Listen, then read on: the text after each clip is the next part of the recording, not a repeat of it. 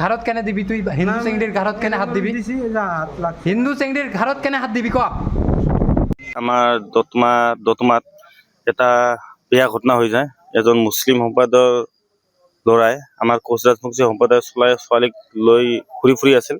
তাতে আমাৰ গাঁৱৰে কেইজনমান ল'ৰাই দেখা পাই আমাৰ দতমা আঞ্চলিক আক্ৰাচুক জনায় আৰু আমি দতমা আঞ্চলিক আক্ৰাচুৰ ফালৰ পৰা গৈ পেলাই ছোৱালীজনীক আৰু ল'ৰাজনক লৈ পেলাই আমি দতমা আঞ্চলিক আক্ৰাচু অফিচত ৰাখোঁ আৰু তাত সোধা পোছা কৰোঁ। তো সেইখিনি সময়তে দতমা থানাৰ ফালৰ পৰা গৈ পেলাই ছোৱালী আৰু ল'ৰাক থানাত লৈ আহে আৰু থানাত লৈ অহাৰ পিছত ছোৱালীৰ অভিভাৱকে এখন এফআইআৰ দিয়ে।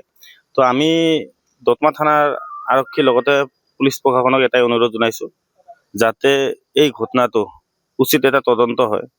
কাৰণ আমাৰ দতমাত আজি কেইদিনমান আগতে আৰু এটা ঘটনা হৈ গ'ল, 3জনী ছোৱালী হেৰাইছিলে, এইকেইজনীও পোৱা গৈছিলে। তাৰমানে এনেকুৱা ধৰণৰ ঘটনা হৈ আছে। আমি ভাবোঁ যে আমাৰ দতমা অঞ্চলত আমি য'ত মিলাপ্ৰীতিৰে বসবাস কৰোঁ এনেকুৱা ঠাইত যাতে আৰু ভৱিষ্যতে এনেকুৱা ধৰণৰ ঘটনা নহওক, এইখিনি আমি কামনা কৰোঁ।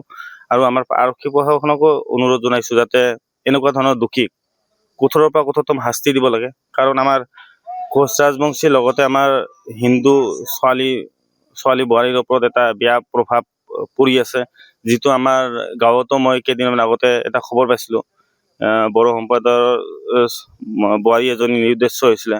এতিয়ালৈকে কোনো খবৰ পোৱা নাই। তো মই ভাবোঁ যে তেনেকুৱা ধৰণৰ ঘটনা যাতে আৰু নহওক, এইখিনিয়ে কামনা কৰোঁ। আৰু প্ৰশাসনৰ ওচৰত অনুৰোধ জনাইছোঁ যাতে এনেকুৱা ধৰণৰ ঘটনা কঠোৰ হাতেৰে দমন কৰিব লাগে আৰু দোষীক কঠোৰতম শাস্তি প্ৰদান কৰিব লাগে। যিকোনো খবৰৰ বাবে যোগাযোগ কৰক আমাৰ এই নম্বৰত 9181 307 221।